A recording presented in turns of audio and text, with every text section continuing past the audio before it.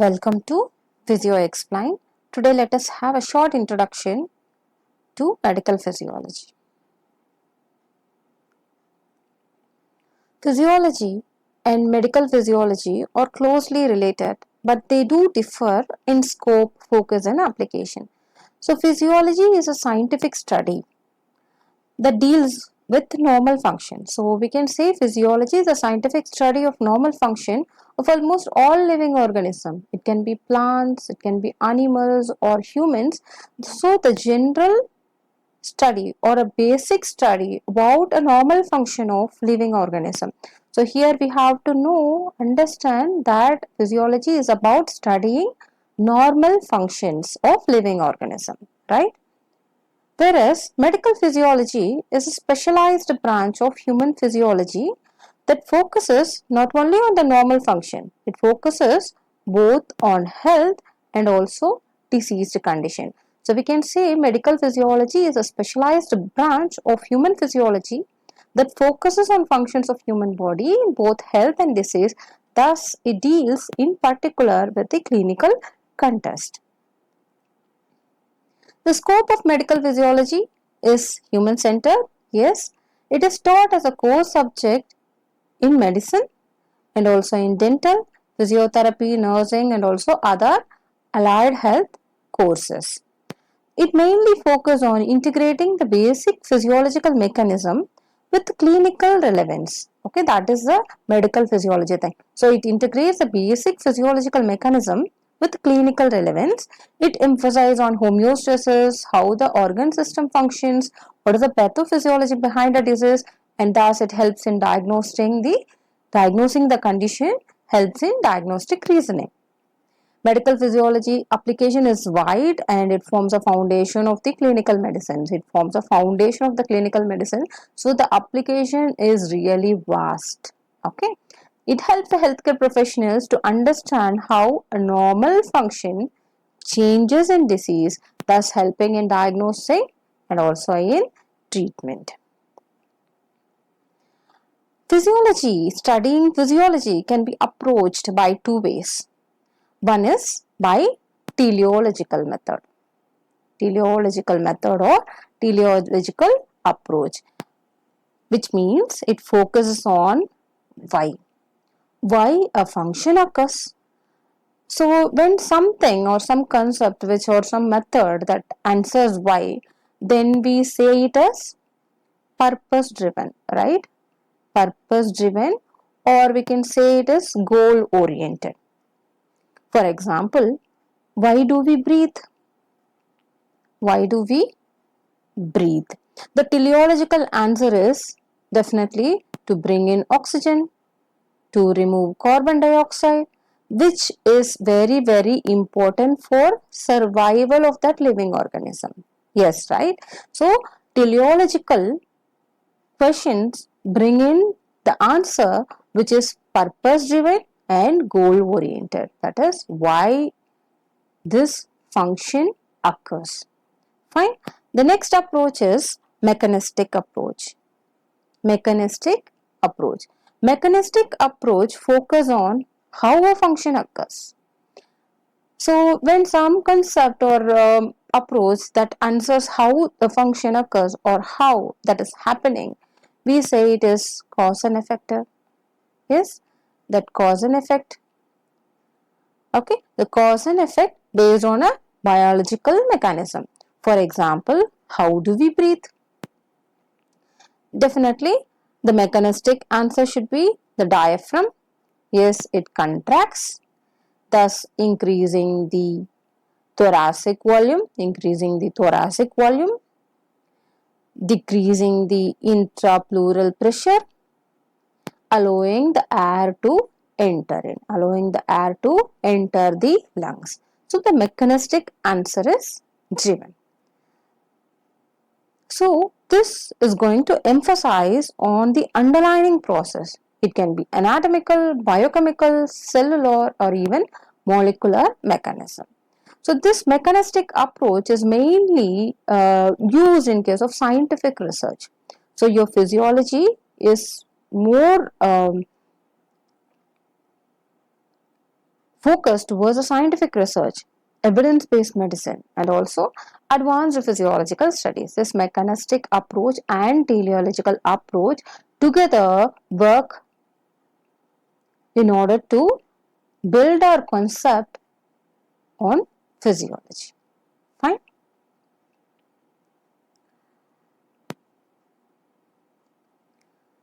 And one important thing that we have to understand before starting the physiology is that it is closely related with anatomy. Okay.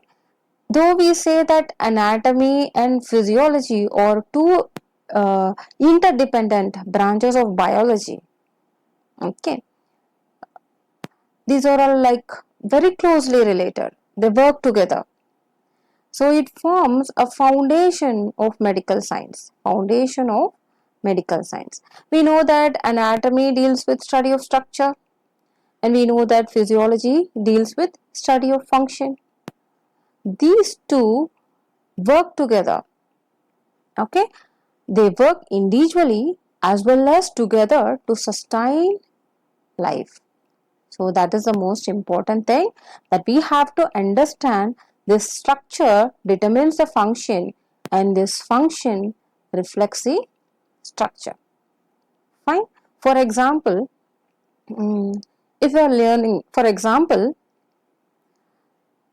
we know that anatomy of lung, right? Anatomy of lung.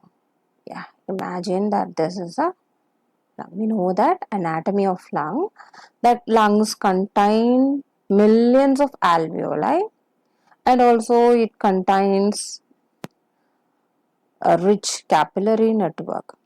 Okay, these two together, that is millions of alveoli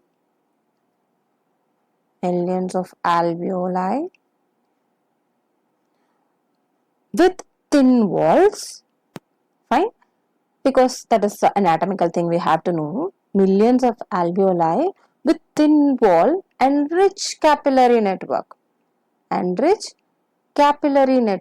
This is a structure.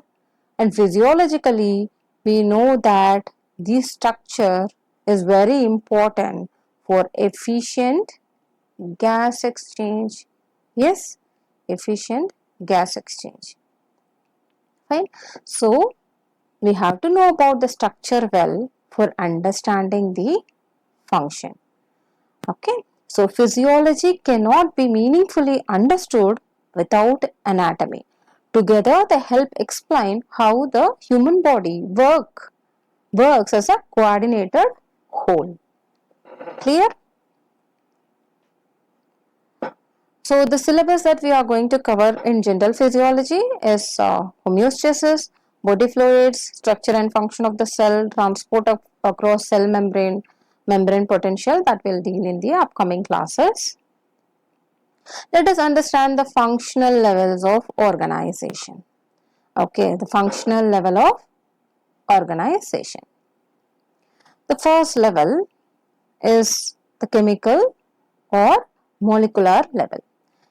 You can imagine our human body like a smart city, the usual analog we give to the student.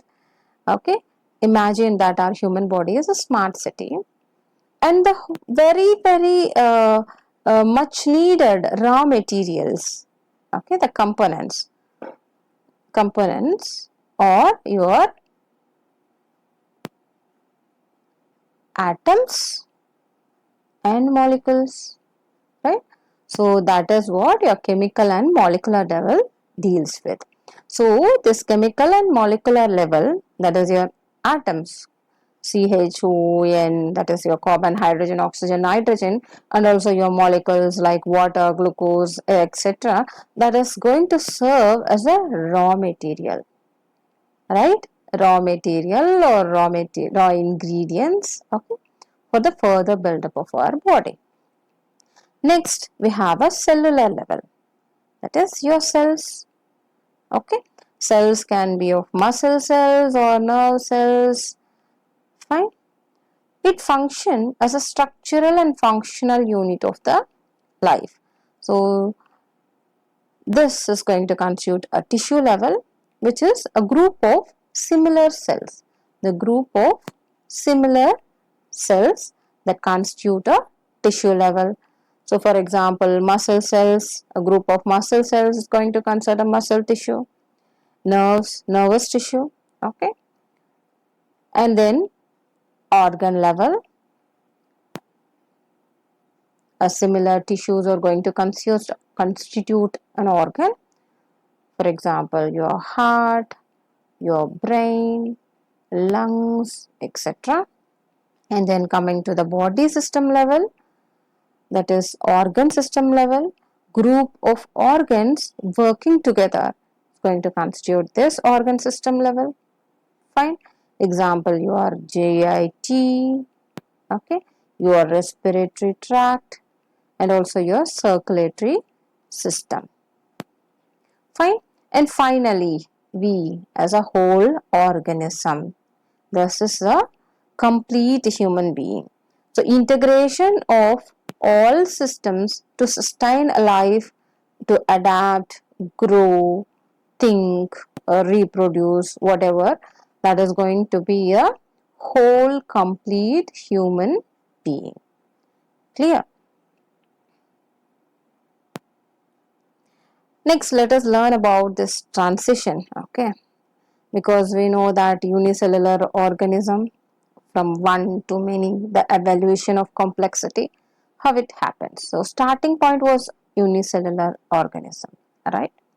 So the universally known unicellular organism is our amoeba. Yeah, fine. Organism that is made up of single cell. Fine. This single cell lives independently, but has a limited life span and also limited efficiency. Fine. And then there occur a need for transition because of the survival advantage, okay, environmental complexity that demanded better adaptation. So transition happened to multicellular organism level. That multicellularity, that is a true multicellularity, cell becomes specialized. Yes, cells become interdependent, which means they cannot survive alone, okay. And then there occur a formation of tissues, organs, systems, and whatever we have seen in our prior slide. Fine. Okay. Now we have got some idea about what is this physiology or medical physiology. Now the question arises, why should we learn it? As a first year MBBS students, allied health students, physiotherapists, or nursing, why should one learn physiology? That is the question. Okay. So the purpose of studying physiology, first thing is, like you can say, physiology is a language of life. Okay. It is a language of life. It is a science of how human body functions. It is not just a subject, and it is a foundation of all medicine. You have to understand, it is a foundation of all medicine. So it's going to answer you how the heart beats, how the oxygenated blood is actually distributed throughout our body, how the nerves conduct the signals, how we do the work, etc., etc. And without physiology, you never understand anything, including anatomy. Or we can say you can understand anatomy, that is a structure, but you never know the function of whatever you have studied in your anatomy. Okay, so we can say that it bridges, yes, it bridges the space between the basic science and the clinical practice. Yes, as a student of medicine or dentistry or physiotherapy, definitely you are going to connect the theory. Yes, you're going to connect the theory to bedside patient. Obviously, all end up seeing patients only. So you are going to connect it. So we can say that physiology bridges the gap between the basic science and clinical practice. And by this, you are going to apply a scientific thinking. Yes, because of the physiology, you develop a scientific thinking that is going to promote your problem solving, right? Problem solving. So you're going to be like well versed in your logical reasoning, definitely logical reasoning, and you're going to apply a various principle in various case scenarios. Thus, it forms the foundation for research. Yeah, foundation for research.